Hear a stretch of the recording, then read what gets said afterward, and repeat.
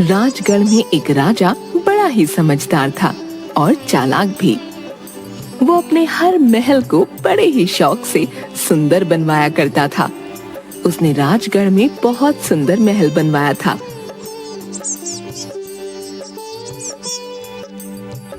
राजा बहुत परेशान था, ये सोचकर कि नए महल में ऐसी कौन सी आफत आ गई जो उस महल में रहने से सब डर रहे हैं।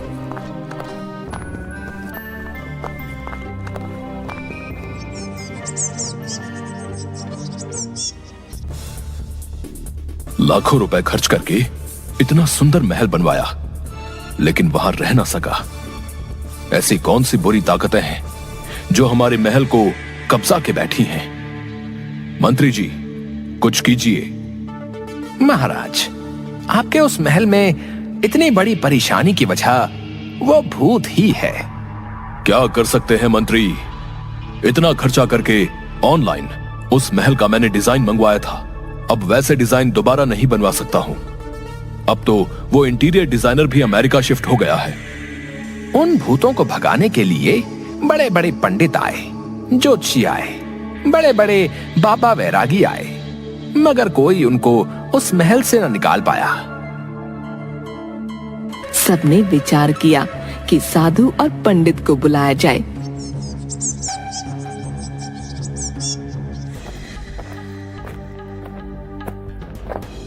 ये काल भैरव की भूतों की भागी हुई मंडली है, उसको कोई निकाल नहीं सकता। लेकिन दक्षिणा के लालच में कुछ पंडितों ने कहा, हम अपने तंत्र मंत्र की शक्तियों से भूतों को भगा देंगे। हम न्यू टेक्नोलॉजी इस्तेमाल करते हैं। पंडितों के कहे मुताबिक पूजा पाठ के लिए ढेर सामग्री ऑनलाइन मंगवाई गई। पंडित लोग महल में गए और वो जाकर भूतों की कनेक्टिविटी ढूंढ रहे थे। फिर पूजा की और महल के चारों ओर अभिमंत्रित कीले गाड़े गए। अब यहाँ भूत तो भूत, स्वयं भूतनाथ भी आने की हिम्मत ना करेंगे। हाँ। अच्छा, देखते हैं तुम कितने बड़े पंडित हो। जो कोई ना कर सका वो तुमने किया। ऐसा हो नहीं सकता है। मंत्री, जाकर राजा से कहो कि वो अपने महल में आकर सोएं। अभी मैं राज परिवार को यहाँ लाने का जोखिम नहीं उठाऊंगा। पहले 2-4 दिन तुम ही लोग रहकर बताओ कि सब ठीक ठाक है, तब हम राजा को बुलाएं। परंतु पंडितों का पूजा पाठ बिल्कुल निकम्मा साबित हुआ।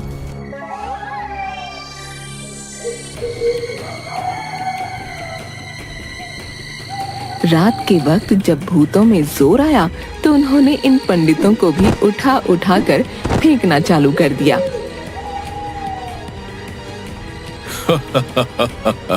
चलो, हो गया इन सब का नाटक खत्म। अब हमारी बारी है। चलो इनको यमराज के वाईफाई से कनेक्ट करते हैं। अरे ये नहीं हो सकता। तुम लोगों को अभी यहाँ नहीं होना चाहिए। चलो यहाँ से, नहीं तो फोकट में एंटरटेनमेंट हो जाएगा। ये गया एक, दलदल में गिरा।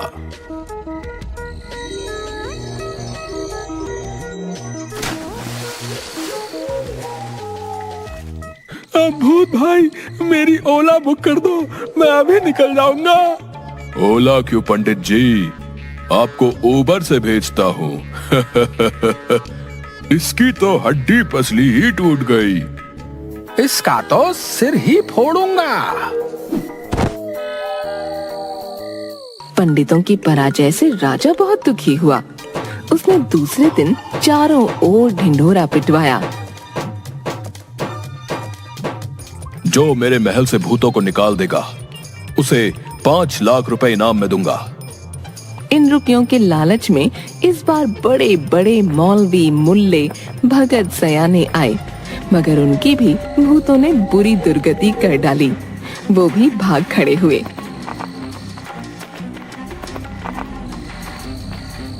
परंतु राजा अभी अपनी जिद पर अड़ा हुआ था और अपने मंत्रियों से कहा, मंत्री, तुम देश विदेश में ढिंडोरा पिटवा दो, कि जो व्यक्ति इस महल से भूतों को निकाल देगा उसे राजा अपनी राजकुमारी का पति बनाकर आधा राजपाट सौंप देगा।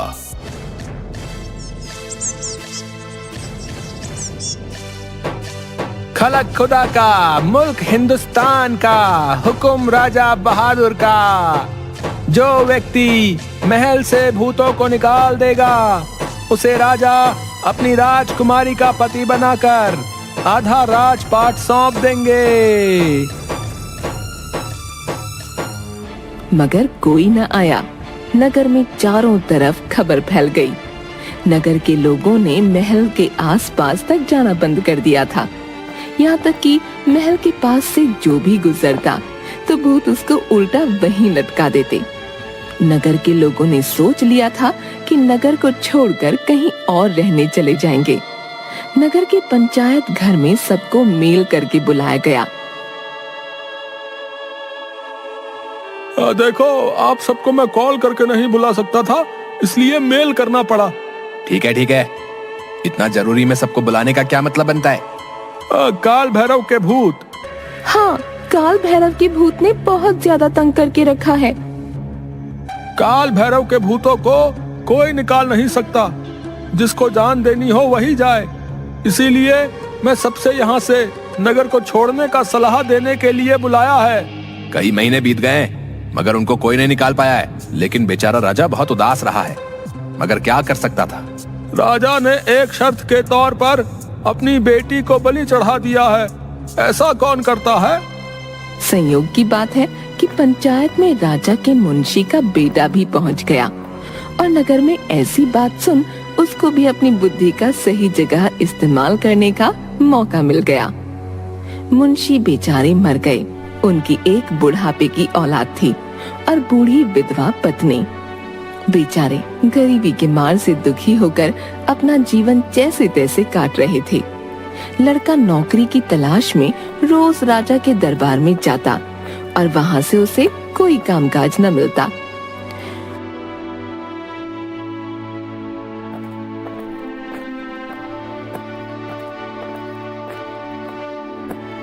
बेचारे माँ बेटे भूख से बिलखने लगे।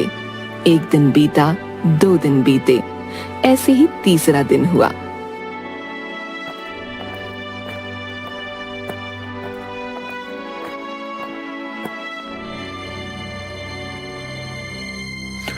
भूतों के महल में चला जाए।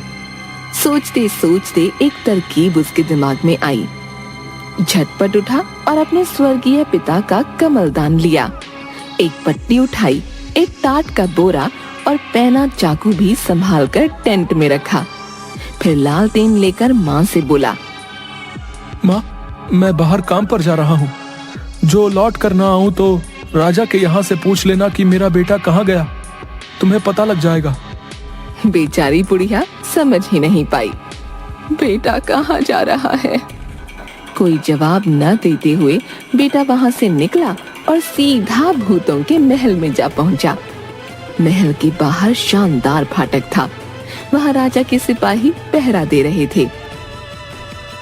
मुंशी जी के बेटे ने कहा, फाटक खोल दो, मैं भूतों से लड़ने आया हूँ। सिपाही हंस पड़े। जा जा, पिद्दी जैसा लड़का भूतों से लड़ेगा। बड़े बड़े पंडित, मौलवी, भगत ने तो अपने कान पकड़कर भाग गए। अब तू क्या अपनी जान देने आया है? वो लोग मंत्रों से लड़े, मैं बुद्धि से लड़ूंगा। अगर तुम लोग फाटक नहीं खोलोगे तो मैं राजा से जाकर शिकायत कर दूंगा। सिपाही ने झुंझलाकर फाटक खोल दिया। ले जा, जाकर मर।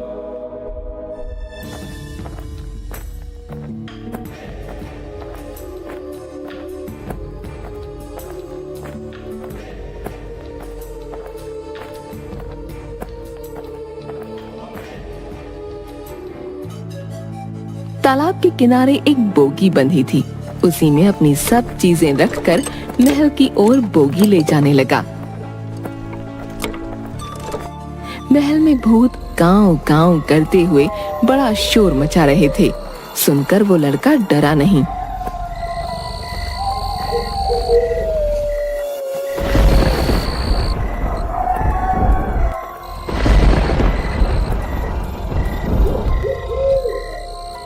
काल भैरव को तुम्हारे यहाँ रहने का पता चल गया है और मैं तुम्हारी खबर लेने के लिए ही यहाँ आया हूँ।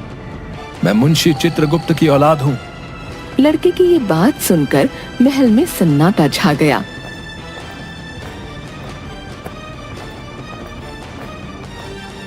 और ऊपर जाकर फिर जोर से बोला, मैं काल भैरव के हुक्म से आया हूँ।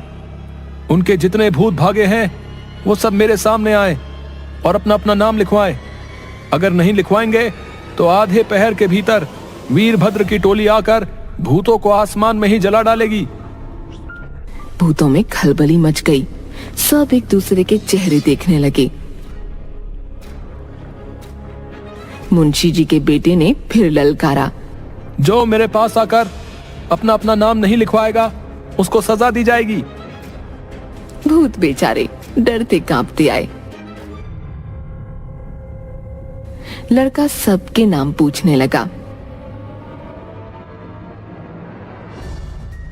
वही खाते में टाके और फिर चाकू निकाल कर कहा, बैठो, तुम्हारी नाक काटेंगे।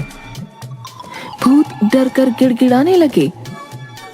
अब नहीं नहीं, तुम ऐसा ना करना। अगर नाक कट गई तो हम लोगों की इज्जत नहीं रहेगी। हम लोग ऐसे कैसे हम लोग जा पाएंगे?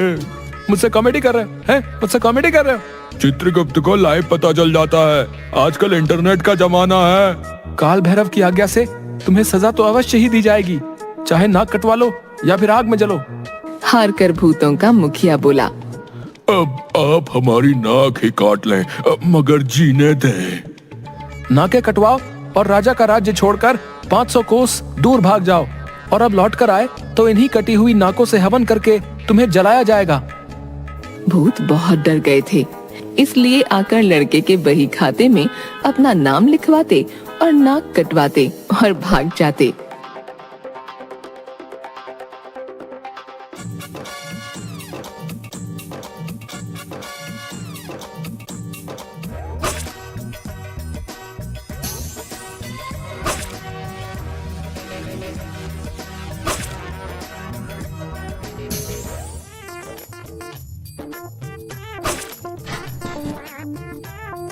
मुंशी जी के बेटे ने सबकी नाकें एक बोरे में भरी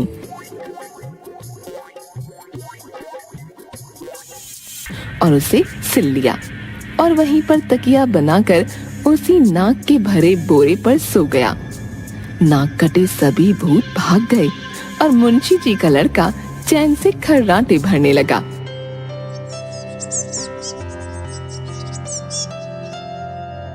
सुबह होते ही सिपाही आए कि महल से लड़के की लाश निकालने।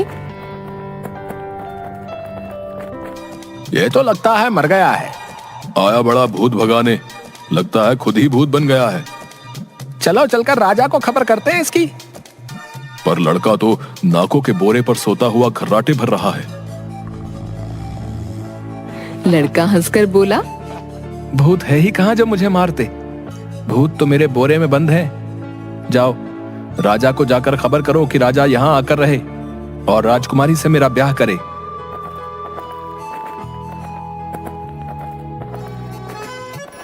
ऐसा ही हुआ। राजा ने राजकुमारी के साथ उस लड़के से विवाह कर दिया और कहा, इस नए महल में अब तुम ही रहो और राजपाट करो, मगर इतना जरूर बतला दो कि तुमने किस मंत्र से उन भूतों को भगाया है।